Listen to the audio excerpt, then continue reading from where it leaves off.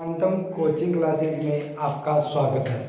आज हम 10th class के जो फिजिक्स के चैप्टर हैं उनके बारे में चर्चा करेंगे। उससे पहले हम जो पहला चैप्टर है प्रकाश वाला, उसके बारे में हम आज चर्चा करेंगे।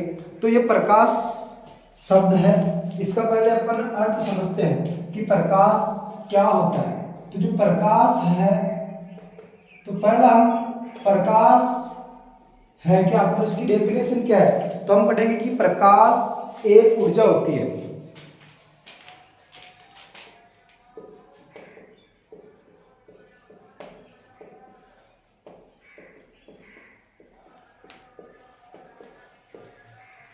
जो हमें सूर्य से प्राप्त होती है।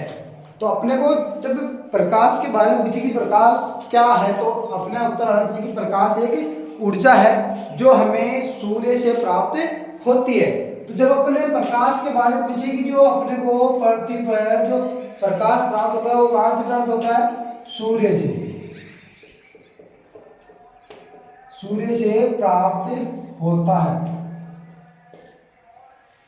अब क्वेश्चन ये आता है कि जब अपने को देखा जाए कि पृथ्वी पर ऊर्जा का सबसे बड़ा जो स्रोत होता है वो कौन होता है? सूर्य। तो पृथ्वी पर सबसे बड़ा ऊर्जा का स्रोत सूर्य होता है।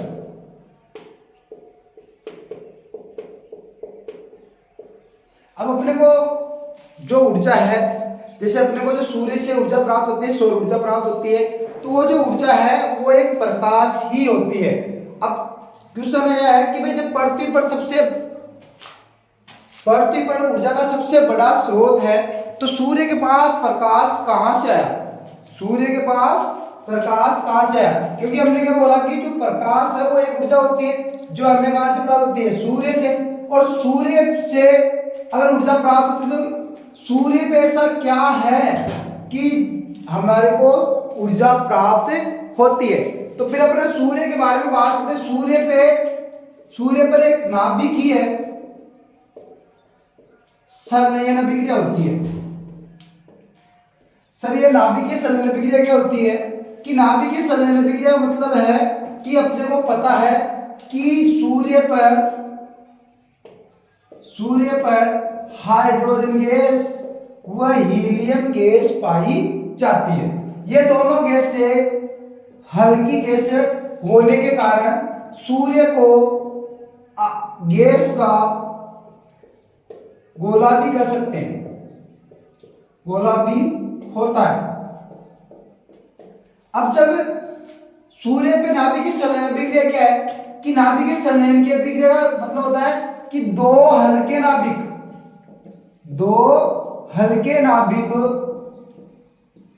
संलयित होकर एक बड़ा नाभिक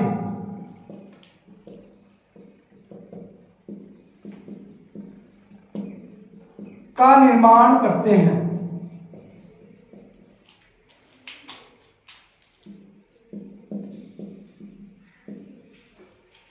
तो उसे नाभिकीय संलयन अभिक्रिया कहते हैं। तो हाइड्रोजन एक हल्का तत्व है, दो हाइड्रोजन मिलकर एक हीलियम का निर्माण करते हैं, जिसके कारण इसमें जो ऊर्जा रिलीज होती है, ऊर्जा उत्सर्जित होती है, उस ऊर्जा का उपयोग सूर्य करता है। तो अपना पहला क्वेश्चन क्या था कि प्रकाश एक ऊर्जा होती है जो हमें कहां से प्राप्त होती है? सूर्य से प्राप्त होती है। अब पृथ्वी पर ऊर्जा का सबसे बड़ा स्रोत क्या होता है? सूर्य। क्या होता है? सूर्य। फिर ये सूर्य पे क्वेश्चन ये आता है कि सूर्य पे जो ऊर्जा है वो कहां से प्राप्त होती है? तो सूर्य पे एक अभिक्रिया होती है, नाभिकीय संलयन अभिक्रिया। अब क्वेश्चन ये आता है कि नाभिकीय संलयन अभिक्रिया क्या होती है कि दो हल्के नाभिक संलयित मतलब जुड़कर एक बड़ा नाभिक का निर्माण करते हैं। तो उससे क्या होती है कि ऊर्जा रिलीज होती है, उत्सर्जित होती है। जो ऊर्जा उत्सर्जित होती है उसका उपयोग पृथ्वी पर करते हैं। अब क्वेश्चन यहां से ये बात भी समझ में आई कि जो सूर्य है उस पे हाइड्रोजन गैस तथा हीलियम गैस पाई जाती है, जिसके कारण इसका जो वातावरण होता है वो विरल माध्यम होता है। जो अपन आगे चैप्टर में बात करेंगे भाई, सूर्य एक तारा होता है, उसका जो इसका जो माध्यम होता है, वातावरण होता है, वो एक विरल माध्यम होता है। अब क्वेश्चन ये आता है कि सर अगर सूर्य है तो सूर्य से जो प्रकाश है पृथ्वी तक पहुंचने में कितना समय लगता है? तो 8 मिनट 16 सेकंड या 20 सेकंड। अब जो सूर्य का प्रकाश है वो पृथ्वी तक पहुंचने में 8 मिनट 16 सेकंड या 20 सेकंड समथिंग 20 सेकंड का समय लगता है, जो हमें पृथ्वी तक पहुंचने में प्रकाश को टाइम लगता है। अब दूसरी क्वेश्चन आता है कि प्रकाश का वेग। अब अपन प्रकाश की परिभाषा क्या होती है? प्रकाश एक ऊर्जा होती है जो हमें सूर्य से प्राप्त होता है। अब अपन प्रकाश के गुणों के बारे में चर्चा करते हैं कि भाई प्रकाश के गुण क्या क्या होते हैं। तो पहला अपन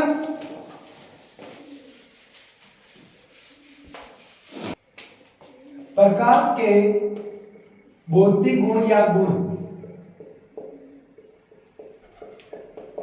हमने जो पहला गुण पढ़ा कि प्रकाश एक ऊर्जा होती है। दूसरा गुण क्या है कि प्रकाश की निर्वात में चाल, प्रकाश की निर्वात में चाल ओब्लिक वेग, निर्वात में चाल ओब्लिक वेग 3 × 10⁸ मीटर पर सेकेंड होता है।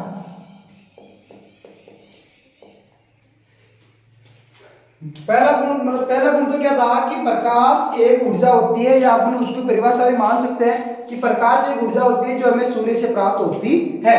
दूसरा गुण है कि प्रकाश की निर्वात में चाल या ओब्लिक वेग 3 × 10⁸ मीटर पर सेकंड होता है। अब क्वेश्चन ये आता है कि सर ये प्रकाश तो आपने बता दिया, ये निर्वात क्या है? तो अपन इस निर्वात के बारे में बात करते हैं। ये जो निर्वात है इसका मतलब है कि इसमें निर्वात वह कारक होता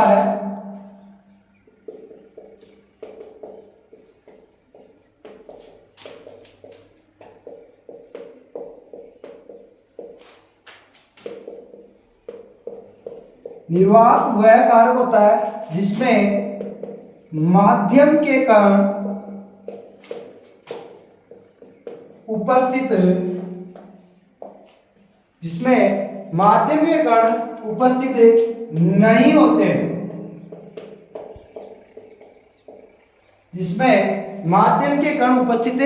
नहीं होते, उसे अपन इस कारक को अपन क्या बोलते हैं? निर्वात। अब क्वेश्चन सेकंड ये है कि भाई सर माध्यम क्या होता है? निर्वात को वैक्यूम भी कहा जाता है। वैक्यूम क्यों? निर्वात को वैक्यूम, इसमें क्या होता है कि माध्यम में कण उपस्थित नहीं होते। अब माध्यम क्या होता है? माध्यम 3 प्रकार के होते हैं। पहला माध्यम तो होता है गैसीय माध्यम,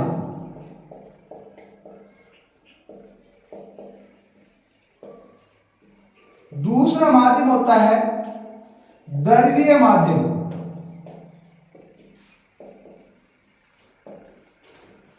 तीसरा माध्यम होता है ठोसीय माध्यम,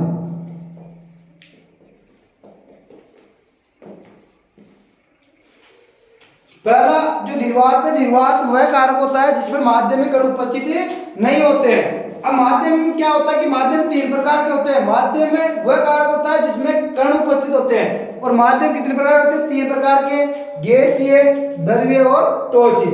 जैसे हवा एक गैसीय माध्यम होता है, जल एक द्रवीय माध्यम होता है, कांच एक ठोसीय माध्यम होता है। जब प्रकाश इन किसी भी माध्यम में से गुजरता है तो उसका वेग क्या होता है वो अपन आगे बढ़ेंगे, लेकिन जो गैसीय माध्यम है उसमें कितना होता है, द्रवीय माध्यम में कितना होता है, ठोसीय माध्यम में कितना होता है। अब अगर अपने पूछे कि प्रकाश की निर्वात में चाल 3 × 10⁸ मीटर पर सेकंड होती है, और ये माध्यम 3 प्रकार के, गैसीय, ठोसीय, द्रवीय और ठोसीय। अब गैसीय माध्यम क्या होते हैं? जैसे हमने ठोस द्रव गैस की परिभाषा पढ़ी थी, वैसे सेम वही है कि गैसीय माध्यम पहले अपन ठोस की पढ़ते हैं कि ठोस माध्यम वे माध्यम होते हैं जिसमें प्रकाश के कण थोड़े मतलब बहुत पास पास होते हैं, उसे अपन क्या बोलते हैं, ठोस माध्यम। क्या बोलते हैं, ठोस माध्यम। अब गैसीय माध्यम क्या होता है, गैसीय माध्यम या द्रवीय माध्यम वो होता है जिसमें पदार्थ के कण थोड़े दूर दूर होते हैं ठोस माध्यम की तुलना में। और गैसीय माध्यम क्या होता है, इसमें पदार्थ के कण बहुत दूर दूर होते हैं। इसे अपन कौन सा माध्यम बोलते हैं, गैसीय माध्यम। तो माध्यम क्या है, माध्यम में कण उपस्थित होते हैं। माध्यम तीन प्रकार के होते हैं, ठोसीय, द्रवीय और गैसीय। निर्वात क्या है, निर्वात वह कारक होता है जिसमें माध्यम के कण उपस्थित होते हैं। अब सेकंड क्वेश्चन है कि प्रकाश की निर्वात में चाल भी 3 × 10⁸ मीटर पर सेकंड होती है। और प्रकाश की, अगर आपने पूछे कि प्रकाश की वायु में चाल कितनी होती है, प्रकाश की वायु या हवा में भी प्रकाश का वेग, हवा में चाल ओब्लिक वेग 3 × 10⁸ मीटर पर सेकंड होती है। अब क्वेश्चन ये आता है कि सर सेम भाई प्रकाश की निर्वात में भी चाल 3 × 10⁸ मीटर पर सेकंड होती है और प्रकाश की वायु में भी मतलब 3 × 10⁸ मीटर पर सेकंड होती है। वो ये जो थर्ड वाला है, ये जो अपने आगे अपवर्तनांक वाला टॉपिक पढ़ेंगे उसमें पढ़ेंगे कि भाई इसकी वेग जो हवा में चाल या वेग है वो 3 × 10⁸ मीटर पर सेकंड होती है। लेकिन ये थोड़ा सा अपने को निर्वात समझना है कि निर्वात क्या है, कि निर्वात वह कारक होता है जिसमें माध्यम कण उपस्थित नहीं होते हैं। अर्थात माध्यम क्या होता है, माध्यम वह कारक होता है जिसमें पदार्थ के कण उपस्थित होते हैं। माध्यम तीन प्रकार के होते हैं, ठोसीय, द्रवीय और गैसीय। ठोसीय माध्यम में पदार्थ के कण पास पास होते हैं, द्रवीय में थोड़े दूर दूर होते हैं और गैसीय में अत्यंत दूर होते हैं। अब यहां से एक क्वेश्चन ये पूछ सकता है कि प्रकाश की जो निर्वात में चाल है उसको किससे प्रदर्शित करते हैं।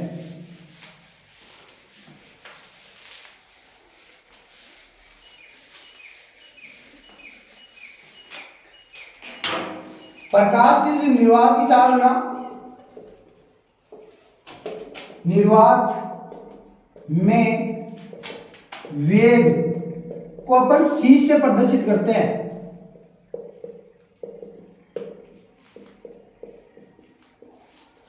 तो जो c है उसकी वैल्यू 3×10⁸ मीटर पर सेकंड, ये c की वैल्यू है। तो प्रकाश की जो निर्वात में चाल है उसको c से प्रदर्शित करते हैं, मतलब प्रकाश की जो निर्वात में चाल है उसको c से प्रदर्शित करते हैं। पहला हमने पढ़ा कि प्रकाश एक ऊर्जा है जो हमें सूर्य से प्राप्त होती है। दूसरा गुण क्या है कि प्रकाश की निर्वात में चाल 3 × 10⁸ मीटर पर सेकंड होती है, जिसमें हमने निर्वात की परिभाषा देखी कि निर्वात वह कारक होता है जिसमें पदार्थ के कण उपस्थित नहीं होते हैं।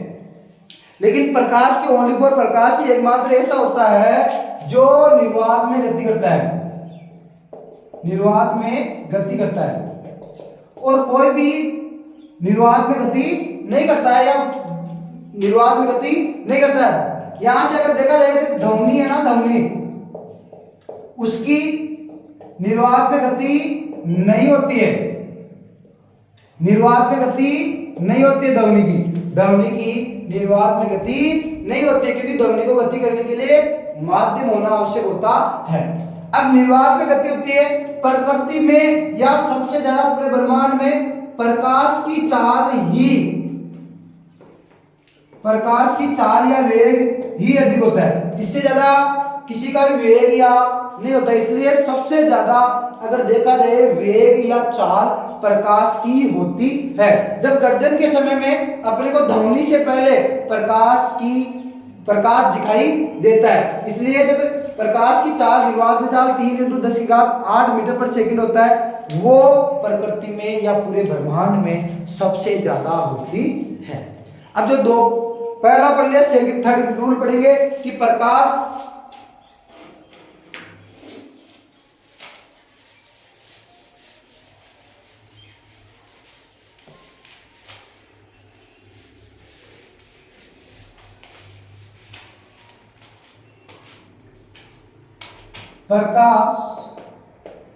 की द्वैत ओब्लिक द्वैत ओब्लिक दोहरी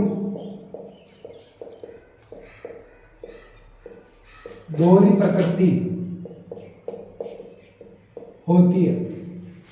पर कहने का मतलब कि इस शब्द का मतलब है प्रकाश की द्वैत या दोहरी प्रकृति का मतलब है। द्वैत यानी होता है दो, या दोहरी का मतलब भी दो, कि प्रकाश, इस शब्द का मतलब कि प्रकाश की द्वैत या दोहरी प्रकृति का मतलब है कि प्रकाश निर्वात में भी गति करता है और कण के रूप में भी गति करता है। कि प्रकाश की द्वैत प्रकृति होती है, क्यों? क्योंकि प्रकाश निर्वात में भी गति करता है और कण के रूप में भी गति करता है। कण के रूप में जैसे कण क्या है, जैसे इसके पदार्थ ये कण है,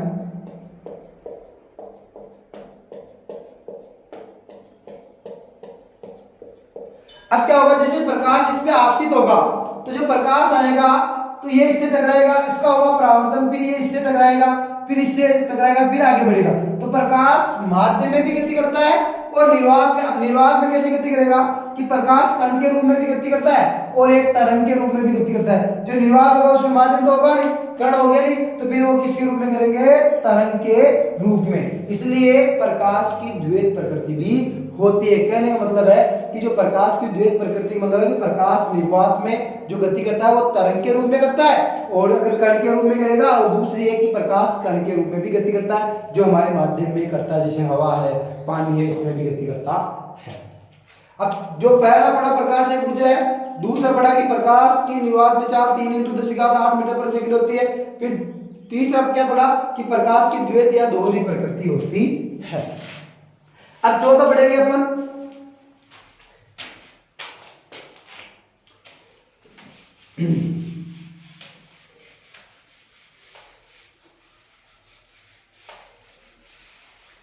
चौथा पढ़ेंगे कि भाई प्रकाश के परावर्तन के कारण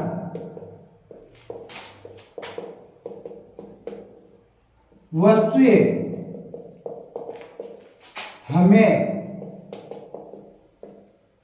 दिखाई देती है।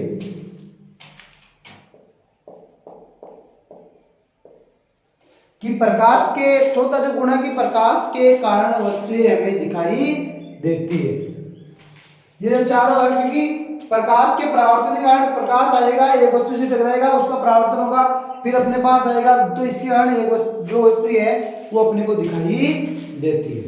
अब अपन जो प्रकाश के गुण थे, पहला गुण था क्या था कि प्रकाश एक ऊर्जा होती है, दूसरा गुण था कि प्रकाश की द्वैत प्रकृति होती है, तीसरा था कि प्रकाश की निर्वात में 3 × 10⁸ मीटर होती है, जो सबसे ज्यादा होती है। निर्वात क्या होता है, निर्वात वह कारक होता है जिसमें माध्यम कण उपस्थित नहीं होते। चौथा क्या था, प्रकाश के परावर्तन के कारण हमें वस्तु दिखाई देती है। और पांचवा कि प्रकाश हमेशा सीधी रेखा में गमन करता है। प्रकाश हमेशा सीधी रेखा में गमन करता है। अब अपन प्रकाश के गुण के बारे में तो हमने बात करी। अब इस चैप्टर में जो चल रहा है कि प्रकाश के परावर्तन पढ़ेंगे और एक अपवर्तन पढ़ेंगे। तो प्रकाश का परावर्तन क्या होता है, अपवर्तन क्या होता है, वो आज अपन इसमें इस चैप्टर में पढ़ेंगे।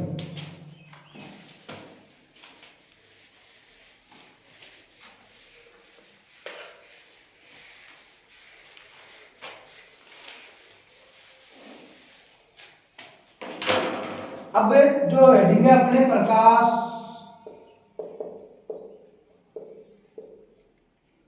का परावर्तन,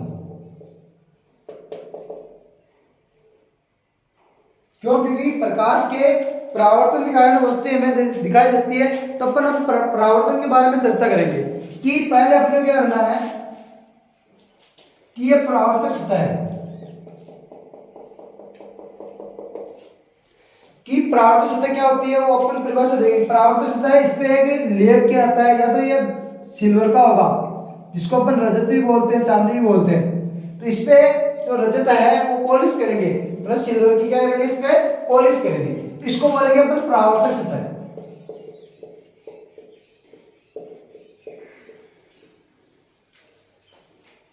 अब अपन जब देखते हैं कि ये परावर्तक सतह है और ये क्या है, अभिलंब।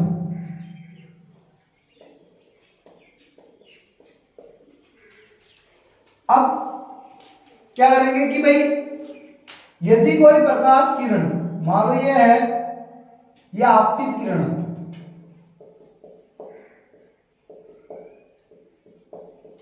यदि कोई प्रकाश किरण किसी परावर्तक सतह से टकराती है, टकराने के पश्चात उसी माध्यम में लौट जाना ही परावर्तन कहलाता है। अगर अपन प्रकाश के परावर्तन की बात करते हैं, यदि कोई प्रकाश किरण किसी परावर्तक, यदि कोई प्रकाश किरण किसी परावर्तक सतह से टकराती है तो टकराने के पश्चात उसी माध्यम में लौट जाना ही प्रकाश का परावर्तन कहलाता है। तो प्रकाश के परावर्तन की परिभाषा क्या है, यदि कोई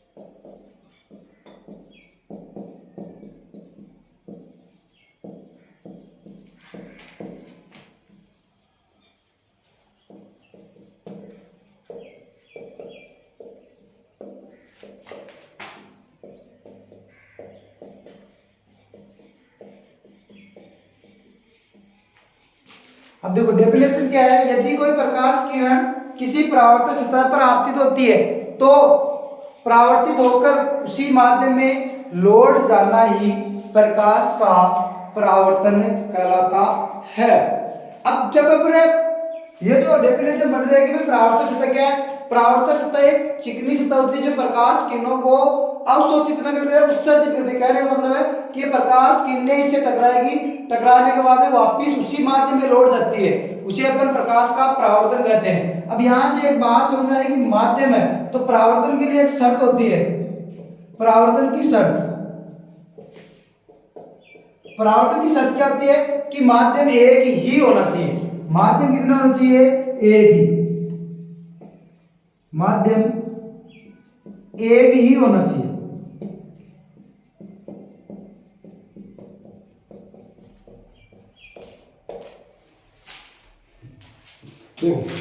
परावर्तन की शर्त अपने को अपवर्तन आगे पढ़ेंगे उसमें भी शर्त पढ़ेंगे, लेकिन परावर्तन की शर्त क्या है, माध्यम कितना होना चाहिए, एक। यहाँ पे माध्यम एक ही है, जो माध्यम है वो एक ही है। तो अपन जो परावर्तन पढ़ रहे हैं तो परावर्तन माध्यम कितना होना चाहिए, एक, माध्यम होना चाहिए एक। अब यहाँ पे डेफिनेशन आती है कि सर आपने जो बनाया है आपतित किरण क्या होती है, अभिलंब क्या होता है, परावर्तित किरण क्या होती है, तो परावर्तक सतह क्या होती है। तो पहले अपन आपतित किरण की परिभाषा देखते हैं।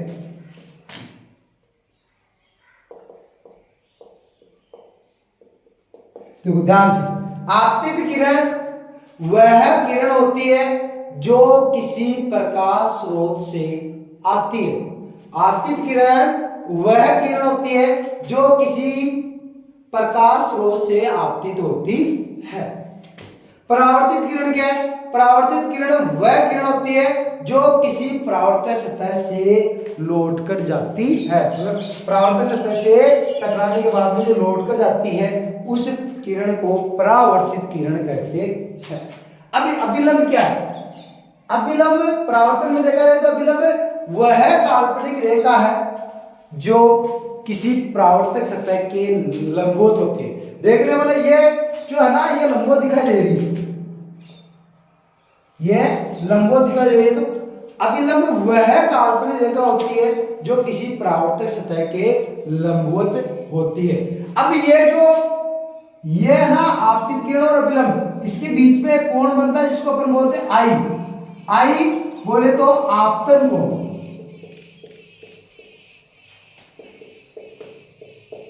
इसको बोलते हैं एक आर जिसको बोलते हैं परावर्तन कोण।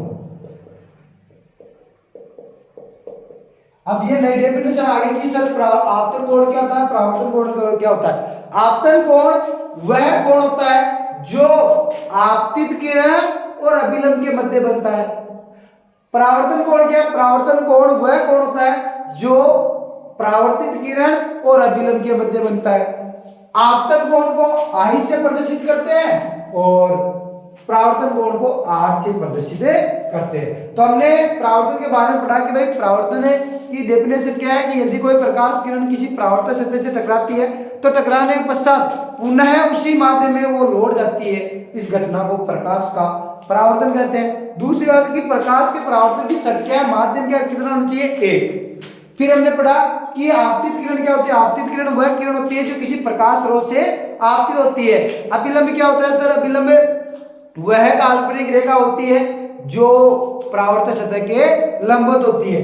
परावर्तित किरण क्या है, परावर्तित किरण वह किरण होती है जो टकराकर वापस लौट जाती है। फिर आपतन कोण की परिभाषा है कि आपतित किरण और अभिलंब के मध्य बनने वाला जो कोण होता है उसे आपतन कोण कहते हैं, इसे आई से प्रदर्शित करते हैं। और परावर्तन कोण क्या है, अभिलंब वह परावर्तित किरण के मध्य जो बनने वाला जो कोण है उसे परावर्तन कोण कहते हैं। परावर्तन कोण को आई से प्रदर्शित करते हैं।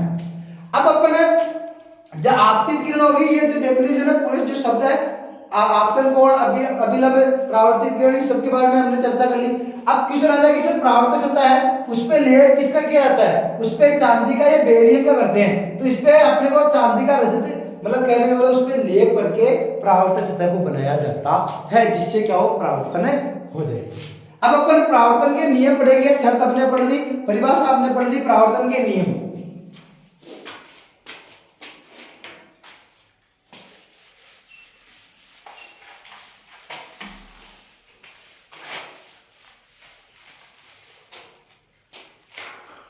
परावर्तन का पहला नियम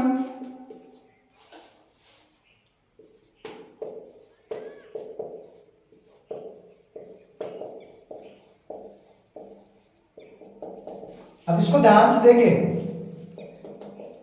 आपतित किरण अभिलंब और परावर्तित किरण तीनों एक ही तल पे विद्यमान होते हैं, तीनों एक ही तल पे विद्यमान होते हैं। तो पहला नियम क्या हो गया, आपतित किरण कोमा अभिलंब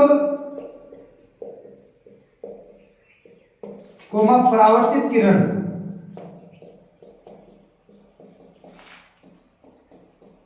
तीनों एक ही तल पर विद्यमान होते हैं। कहने मतलब पहला जो रूल है, नियम है, वो है कि आपतित किरण अभिलंब और परावर्तित किरण तीनों एक ही तल पर विद्यमान होते हैं। अब जो सेकंड नियम है, क्या नियम है, ये थोड़ा सा ध्यान रखना है कि सेकंड नियम है कि आपतन कोण और परावर्तन कोण दोनों बराबर होते हैं। सेकंड नियम है आपतन कोण कोष्ठ में हो गया कोण आई तथा परावर्तन कोण कोष्ठ में कोण आर बराबर होते हैं।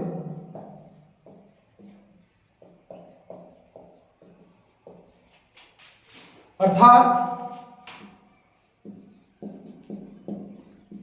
कोण आई बराबर कोण आर।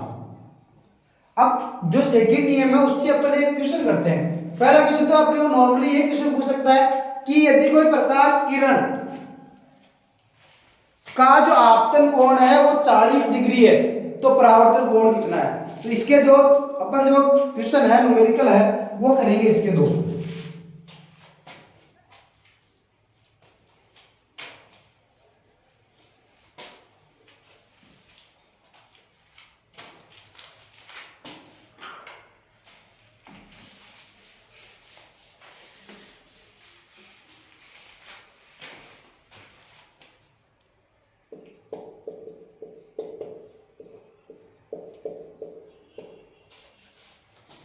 एक क्वेश्चन होता है कि यदि कोई प्रकाश किरण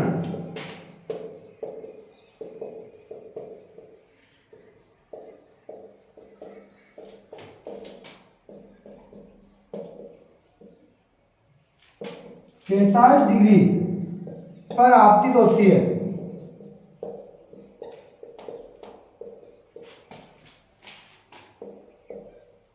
तो परावर्तन कोण कितना है,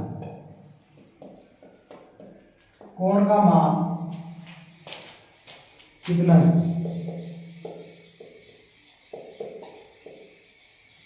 अब सुन, अगर हमने जो दूसरा रूल था वो क्या पढ़ा कि कोण आई बराबर कोण आर।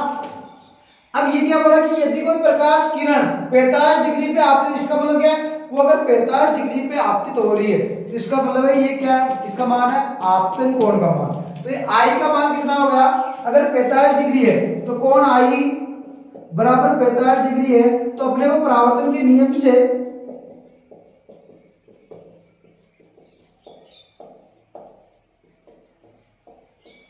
परावर्तन के नियम से क्या होगा कि ये अगर 45 डिग्री तो कोण आर बराबर बी, क्योंकि कोण आई बराबर क्या है, कोण आर, तो कोण आर बराबर कितना होगा 45 से डिग्री।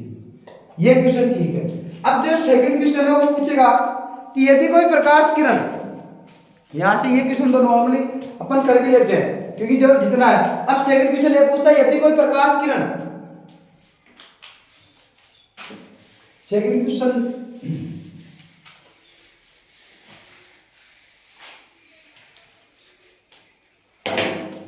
यदि किसी प्रकाश किरण द्वारा आपतित किरण व परावर्तक सतह के मध्य,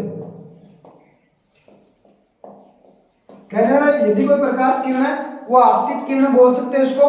तो यदि कोई प्रकाश किरण या आपतित किरण वो परावर्तक सतह के मध्य 30 डिग्री का कोण हो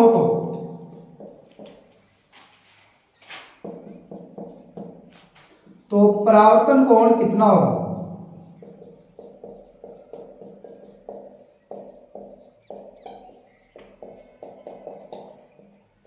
ये अच्छा क्वेश्चन है कि अब क्वेश्चन क्या बोल रहा है कि यदि कोई प्रकाश किरण आपतित किरण और परावर्तक सतह के मध्य, आपतित किरण और परावर्तक सतह के मध्य 30 डिग्री का अगर एंगल हो, अगर कोण हो, तो फिर अपन क्या करेंगे कि ये जो 30 डिग्री अपने को पूछा उसने परावर्तन कोण, तो इसको थोड़े से ध्यान से पढ़ेंगे। तो इसने पूछा है कि ये तो परावर्तक सतह है, यह आपतित किरण है, इसके बीच में 30 डिग्री का एंगल है। तो अब इसको देखते हैं। तो अपने खुद को पता है कि अगर ये 30 डिग्री है तो ये पूरा 90 डिग्री है, 90 डिग्री ये वाला, क्योंकि अभिलंब परावर्तक सतह के बीच में 90 डिग्री कोण होता है। तो ये इतना सा अगर 30 डिग्री है तो ये बचा हुआ फिर क्या होगा 60 डिग्री। और दूसरा रूल क्या होगा कि अगर ये 60 डिग्री हो गई तो परावर्तन के दूसरे रूल से क्या होगा, ये कोण आई बराबर कोण क्या होगा आर। ये थोड़ा सा ध्यान रखना। अब इसको अगर अपन हल करें तो अपने पता है अभिलंब परावर्तक सतह के लंबवत होता है।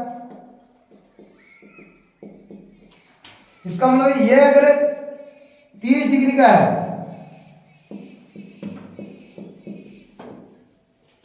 तो आपतन कोण 90 माइनस 30 डिग्री बराबर 60 डिग्री। अब अगर ये आपतन कोण अगर 60 डिग्री है तो परावर्तन के दूसरे नियम से क्या होगा कि जो परावर्तन कोण है ना वो भी क्या होगा 60 डिग्री। आपतन कोण 30 डिग्री 60 डिग्री हो गया तो परावर्तन के दूसरे नियम से भी जो परावर्तन कोण है वो 60 डिग्री होगा।